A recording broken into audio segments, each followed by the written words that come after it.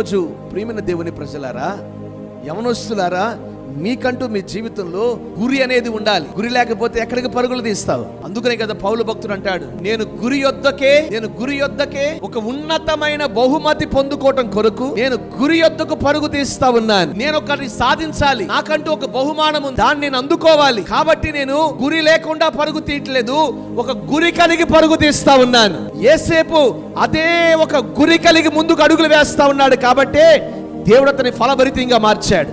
మరి ఈరోజు ఇక్కడ కూడి వచ్చిన మీ జీవితంలో మీకంటూ ఒక గురి ఉందా? గోల్ ఉందా? ఇప్పుడు ఒక 100 మీటర్స్కి ఒక రిబ్బన్ కట్టి పరుగు తీయండి అన్నాం అనుకోండి, చాలా వేగంగా పరుగు తీస్తారు.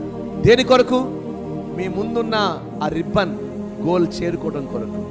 అసలు మీ ముందు గోల్ లేకపోతే ఎక్కడికి పరుగు తీస్తారు? అసలు ఎటు వెళతారు?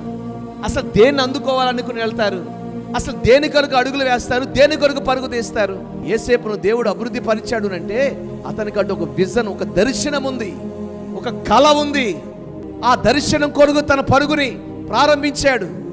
ఏదో ఒక రోజు నా దేవుడు ఈ కళను నా జీవితంలో నెరవేరుస్తాడు అని.